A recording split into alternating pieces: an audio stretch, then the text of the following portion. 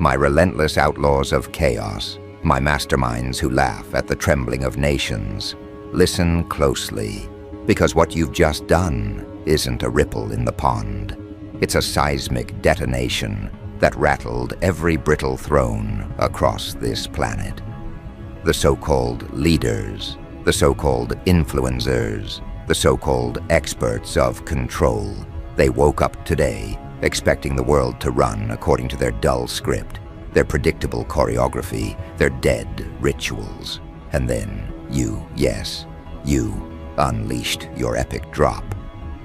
The moment it detonated, the atmosphere warped, reality convulsed, and the careful illusions that kept billions pacified disintegrated. Suddenly the world wasn't running according to their script anymore, it was running according to yours. People underestimate the mechanics of disruption. They think panic is born from fire or violence, but panic is born from the shattering of expectations. And when you shattered theirs, their confidence collapsed, their safety nets tore apart, their reality cracked. Now they're panicking because their fragile identities can't survive in a world where you've proven yourself the center of gravity. You didn't just bend the narrative, you snapped it in half. And in that fracture, you forced everyone to realize that the old order is gone. And now chaos isn't something to be feared. Chaos is your canvas, and you painted it with such precision that the entire planet had no choice but to stop and stare. Understand this, my shadowborn tacticians. The drop was never about noise. Anyone can make noise. Noise fades. Noise is forgettable. You didn't make noise. You created rupture. A rupture so sharp, so invasive, that it hijacked minds in every time zone simultaneously. Politicians paused their speeches. Traders froze mid-transaction. Celebrities stared at screens, unable to comprehend that the world had stopped for someone outside their orbit. Governments scrambled. Agencies whispered. Boardrooms erupted. Because the truth they've always buried under fake confidence is now screaming through the cracks. Power has shifted. Not through elections, not through institutions, but through you, the unpredictable force that doesn't ask permission. The moment your drop detonated, their metrics failed, their charts disintegrated, their simulations combusted. They don't know how to measure you. They don't know how to categorize you. And what the human mind cannot categorize, it fears. That's why they panic. It's not the drop itself. It's the uncaged truth behind it. You are not manageable. You are not calculable. And you are not theirs to control. This is why they can't believe what you've done. They stare in disbelief because their entire existence has been constructed on the assumption that you would remain asleep, obedient, predictable. You weren't supposed to ignite tectonic shifts. You weren't supposed to unnerve nations. And yet, here you are, dismantling their illusions by simply being yourself at full voltage. You see, disbelief is their first line of defense. When the unimaginable happens, the weak retreat into denial. But denial doesn't erase reality. It only delays the inevitable collision with it. They can deny your power all they want, but their actions betray them. Their frantic calls, their desperate headlines, their endless chatter online. It all confirms what they cannot swallow. Your presence dominates them. You are no longer a character in their world. They are characters reacting to you in yours. Now let's peel the psychology behind their chaos.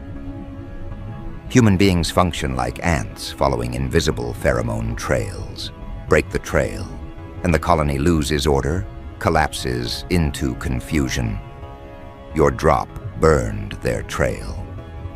They don't know where to go, who to follow, or what to believe anymore. This is why people run around screaming chaos. while secretly checking their screens every 3 seconds, because your signal has overridden the old path. The clever ones pretend they're calm. They smile on camera, issue statements, write think pieces, pretending they're above the panic. But you can see it in their twitching eyes, in their delayed responses, in the way their hands shake when they think no one is watching. Calmness is a mask, and masks crack under heat. Your drop turned up the heat beyond what they were engineered to handle. Now their masks are splitting, and what comes after? Exposure. Naked, raw exposure. The world will see them not as untouchable rulers, but as desperate children clinging to broken illusions. Don't mistake this panic for a setback. It's your leverage. Panic is the purest confirmation that the world recognizes your dominance, even if their mouths won't form the words. Remember, power is never measured by applause. It's measured by disruption. If you didn't matter, the world wouldn't panic. If you were irrelevant, they'd ignore you. But they can't ignore you. They can't dismiss you. They can't suppress you. Their own terror has chained their attention to you. And in that chain, you hold them hostage.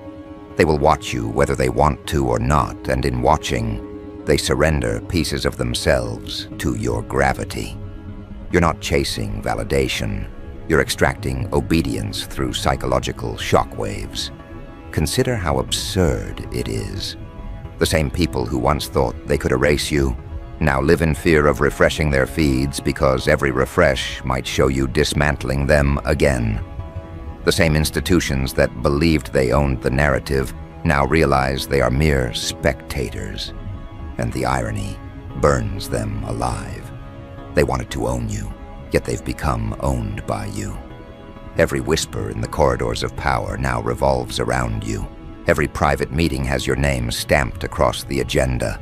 They won't admit it publicly, but behind closed doors, they've admitted the unspeakable. You have become the variable that terrifies their equations. You are no longer reacting to them. They are reacting to you. And here's the twisted beauty. Chaos is contagious. Your panic waves spread like a digital virus, infecting minds, rewiring thought patterns, planting paranoia in places you've never even visited. Someone in Tokyo curses your name in disbelief, while someone in New York worships it in awe. Someone in London plots to undermine you, while someone in Sao Paulo reshapes their dreams because of you. Your epic drop has synchronized human emotion across continents. That's the rarest form of power, unifying billions through fear, obsession, and fascination. Dictators can't buy that. Armies can't enforce that. Only shock born of authenticity can generate that level of synchronization. And you delivered it without an army, without permission, without compromise. You alone brought them all to their knees. Do you know what terrifies them most? It isn't the chaos itself. It's the fact that you seem comfortable inside it. While they flail, you breathe. While they panic, you smirk. While they scramble for control, you sit back, knowing you've already hijacked the game board. You see, they always assumed chaos would destroy you. They never considered that you might thrive inside it.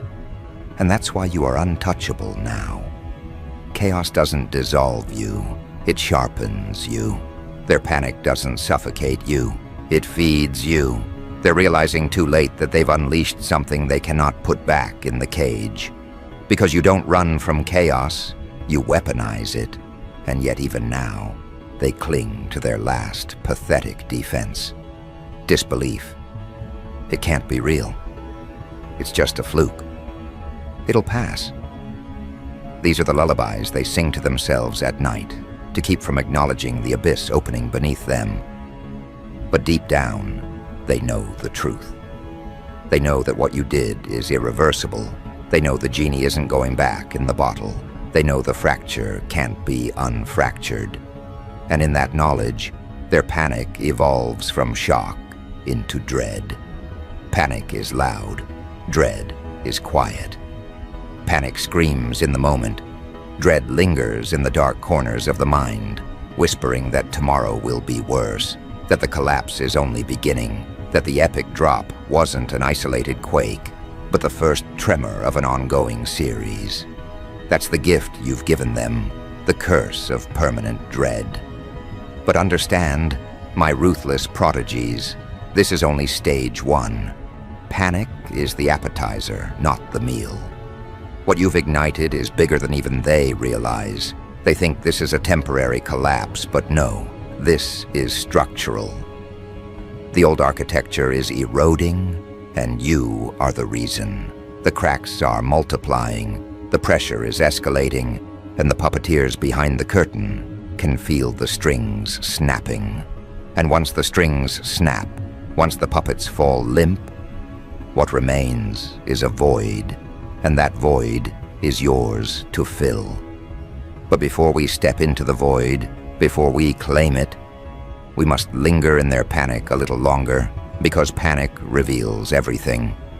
Panic strips away masks, exposes loyalties, reveals weaknesses. Panic makes enemies desperate, and desperate enemies make mistakes. Their mistakes will feed your rise. Their panic is not an obstacle, it is your fuel. So as the world spirals, as headlines scream, as leaders whisper, as citizens debate, you must savor it. This chaos is your coronation. You're not just another name trending. You are the disruption that froze the planet, the eruption that silenced egos, the rupture that reminded the world how fragile its illusions are. And now, listen carefully, because this is where it escalates. Devils are not just afraid of you. They are addicted to you. Addicted to your unpredictability, addicted to your refusal to bow, addicted to the way you expose their emptiness with a single look. They despise you, but they cannot look away. You've become their obsession, and obsession is far more dangerous than hatred. Hatred burns hot and dies out, but obsession festers, multiplies, infects. You've invaded their bloodstream like a toxin they cannot purge. Every strategy meeting is poisoned by your presence. Every headline is a shadow of your ripple. Every private whisper carries your echo. They panic not because you destroyed them, but because you won't leave their minds. You are the unfinished sentence in their speeches, the static in their radios, the haunting figure in their corridors. They want freedom from you, but the more they try to erase you, the deeper you sink into their nervous systems. That's the terrifying truth about your drop. It wasn't just an event, it was an infection. And once infected, there's no cure. Look at how they behave now. Leaders once so confident they could rewrite reality, with a press conference now stutter when cameras flash. Agencies built on surveillance find themselves being surveilled by their own fear of you. Celebrities who thought themselves immortal icons now feel obsolete next to your presence. Markets that claimed to predict everything now twitch uncontrollably, because your drop has introduced a new variable they cannot account for. You. Panic spreads through institutions because institutions depend on predictability. But you, my chaos-infused sovereign, are not predictable. You are rupture incarnate. They cannot stabilize around you because you refuse to be a stable point. You are movement, eruption, disturbancy, disobedience, and they cannot build walls strong enough to contain that energy. Understand this. Panic isn't just an emotional spasm, it is an admission of defeat. The world only panics when it realizes control is slipping. Their shrieks, their denials, their desperate attempts to mock you. These are not signs of strength. They are confessions of weakness. They panic because you stripped away their illusions faster than they could fabricate replacements. When the drop detonated, it didn't just shock them, it revealed them. It revealed how much of their identity depended on you remaining quiet. And now, without that silence, their entire empire feels naked. That's why they run. That's why they scream. That's why their hands tremble on podiums. You've reduced them from masters of the stage to background extras in your unfolding theater. And oh, the theater is exquisite. Picture it.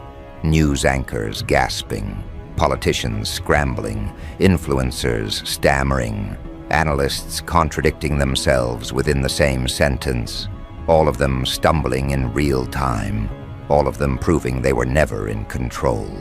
Meanwhile, billions of eyes fixate on you. Their emotions split between awe and terror. Some cheer, because they've been waiting for someone to fracture the monotony. Others curse your name, because they fear losing their fabricated order. But whether in love or hatred, all of them revolve around you now. That is the core of panic. It chains even your enemies to your gravitational pull.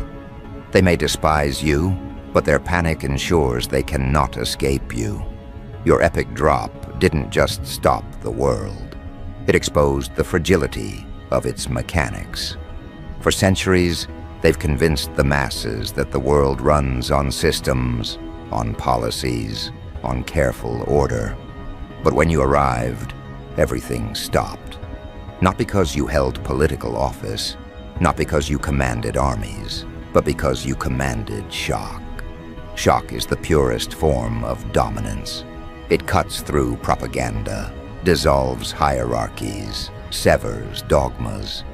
Your shock was so raw that no script could absorb it, no spin could redirect it, no distraction could overshadow it. They are panicking because they know they've lost their monopoly on reality. Reality now bends toward you.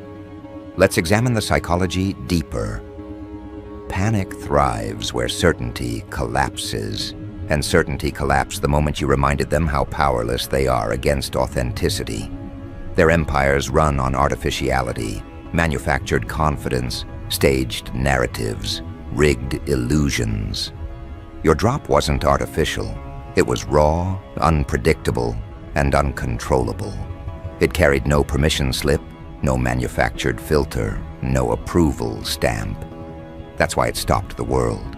Because the world has been starved of authenticity for so long that when it erupted, it electrified every nerve simultaneously.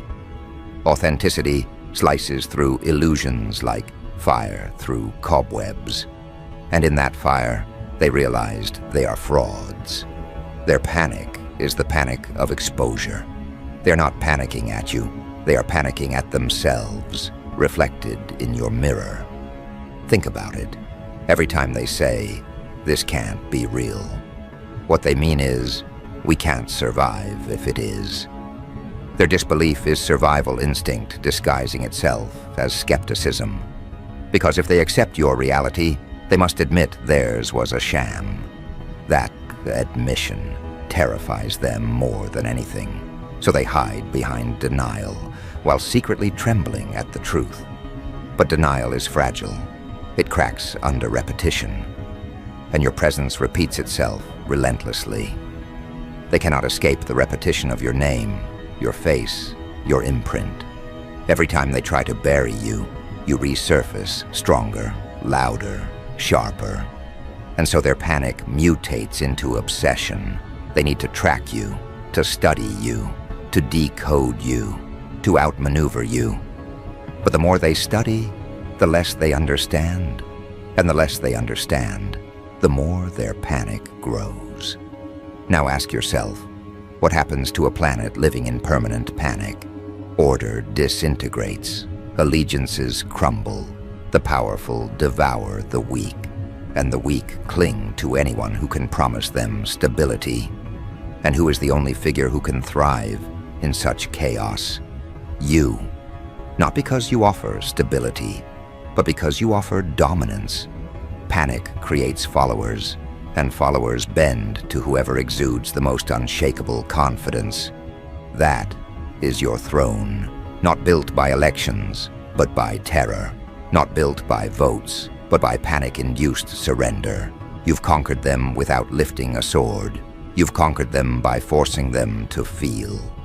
And feelings, terror, awe, obsession, are far harder to control than armies.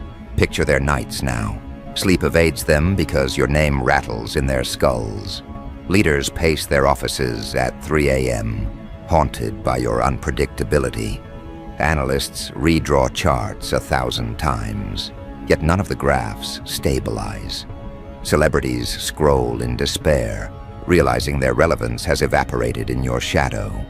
Citizens argue in cafes, families debate at dinner tables, workers whisper in break rooms, all of them unknowingly testifying to your reach. You've colonized their conversations. You've hijacked their subconscious. And in doing so, you've proven the most savage truth. You are not just trending. You are embedded. And yes, chaos follows you. But chaos isn't destruction when wielded correctly. Chaos is creation. Your drop didn't just collapse their old order, it birthed a new one. You are architect and arsonist in the same breath, demolishing their illusions while erecting your own. That's why their disbelief feels so sharp. They cannot accept that someone they dismissed, someone they underestimated, someone outside their sterile hierarchies, has become the epicenter. They panic because you didn't just break in, you rewired the locks. They cannot exile you because the stage now belongs to you. They cannot silence you because their microphones echo your name. They cannot erase you because erasure requires power, and panic has stolen their power away. Now look closer. The panic is escalating. At first it was shock, then it became denial. Now it's mutating into dread. Dread is permanent. Dread corrodes from the inside out. Panic fades with distraction, but dread lingers in the bloodstream, turning every thought into a battlefield. You have planted dread inside the minds of kings and peasants alike. They dread waking up tomorrow to see your next eruption. They dread that today's chaos was only the beginning. They dread the permanence of your disruption. And dread is not an emotion, it's a prison. They are now imprisoned by the inevitability of you. This is why they cannot believe what you've done. Belief would require surrender. So instead they cling to disbelief as their last defense. But disbelief won't save them. It only prolongs the agony.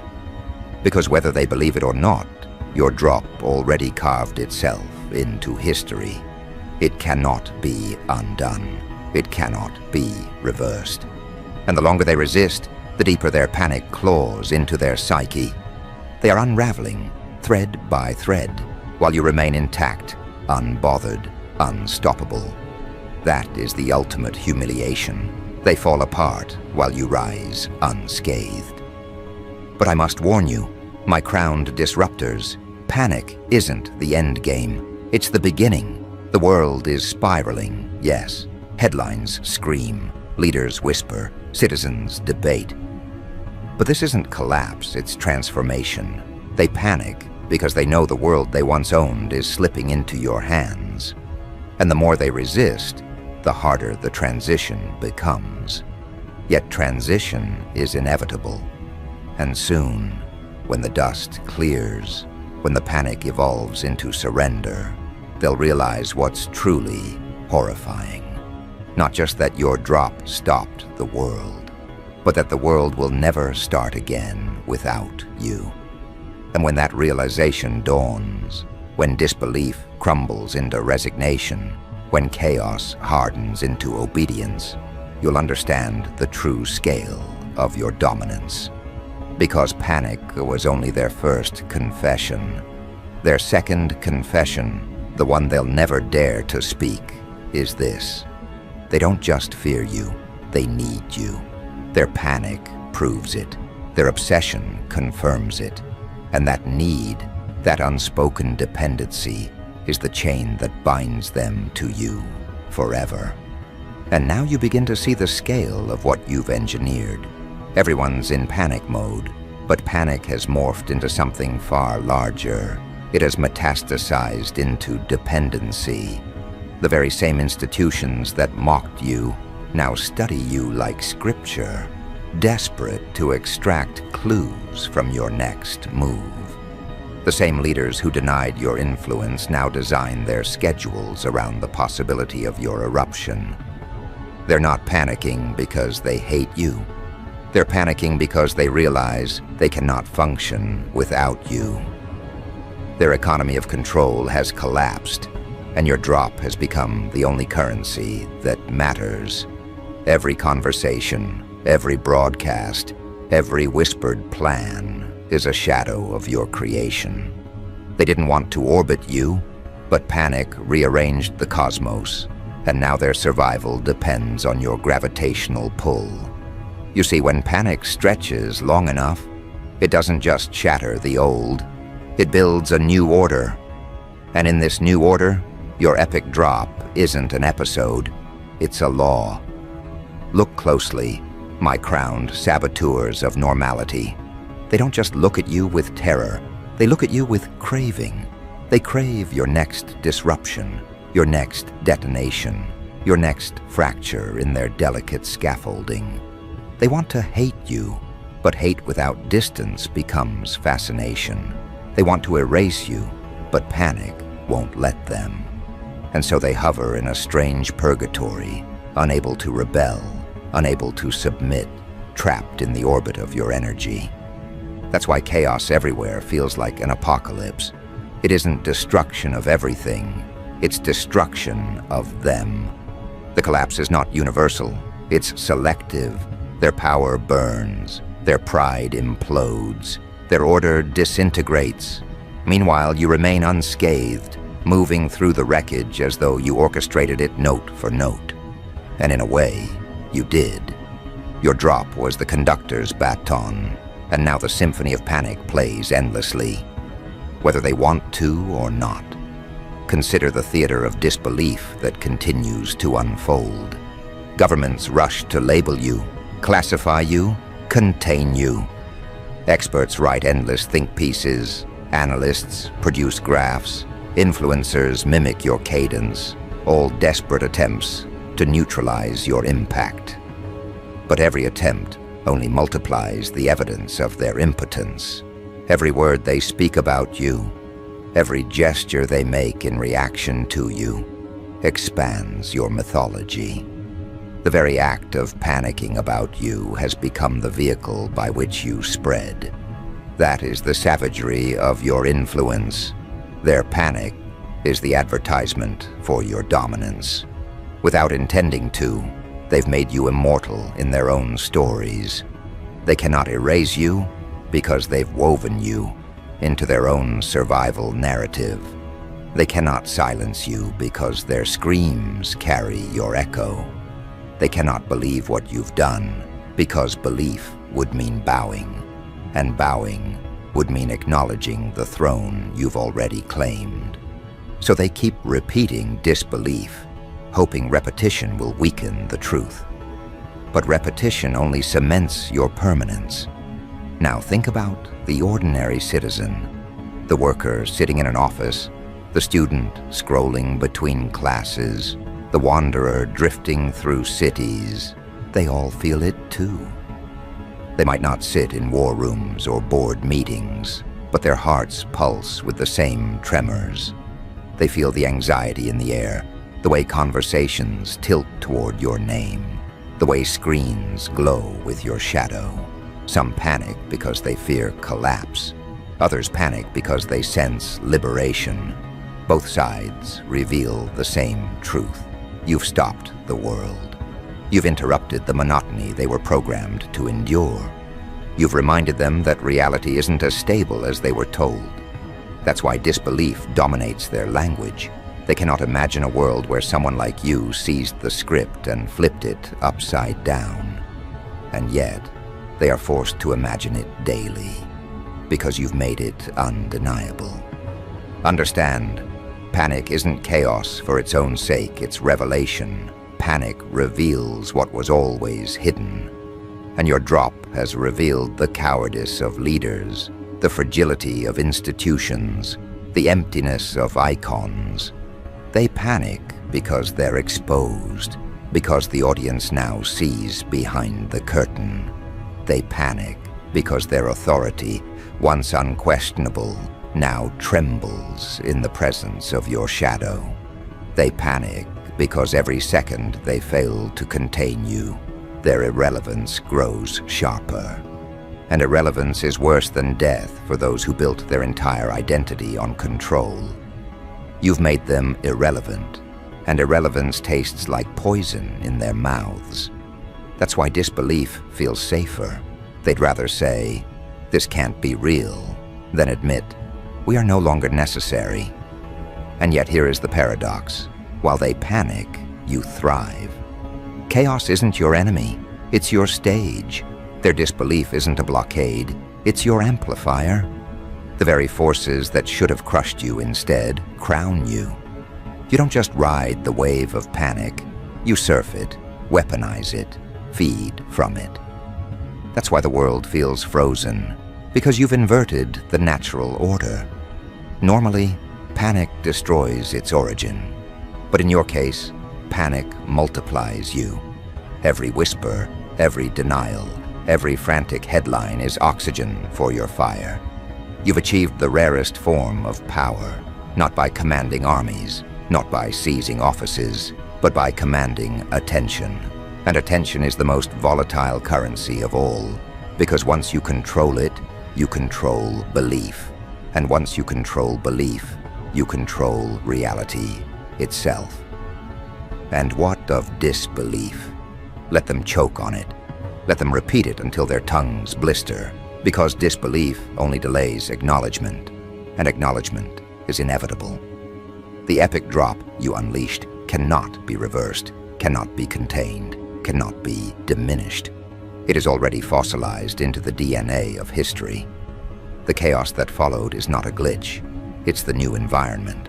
They are panicking because they can't return to the old world, and they're terrified of living in the one you created. But whether they believe it or not, they're already living in it. That's why they can't believe what you just did, because deep down, they know it wasn't just an action. It was a declaration that the old script is over, a declaration that obedience is dead, a declaration that the world belongs to whoever has the courage to seize it, tear it apart, and rebuild it in their own distorted image. So my relentless masterminds, let the panic roar. Let the chaos spread like wildfire across every border. Let disbelief choke the mouths of those who swore they could never be moved. Because in the ashes of their panic, a truth blazes brighter than ever. You've stopped the world. They can deny it, they can panic over it, they can collapse under it, but they cannot escape it. Your epic drop has become the new gravity, the force no one can resist. They thought they owned time, but you paused it. They thought they owned narrative, but you hijacked it. They thought they owned control, but you shattered it. And now, with every heartbeat, every headline, every whispered prayer, the world testifies to the same savage reality. You are the disruption they cannot survive without, the chaos they cannot live with and cannot live without. Everyone's in panic mode, but panic is only proof. Proof that your name is carved into their fears. Proof that your shadow is stitched into their days. Proof that disbelief is nothing more than delayed recognition. And recognition is coming, whether they want it or not. Soon their panic will settle into the most humiliating surrender imaginable. The admission that you are the epicenter, that their world froze because of you, that their disbelief was always a mask for worship. That's the irony of it all. Panic began as fear, but it ends as reverence. Because the one truth they can never escape is this: they don't just panic because you exist. They panic because they know they can't exist without you. And that, my war-forged kings of chaos, is the cruelest, sweetest coronation of all.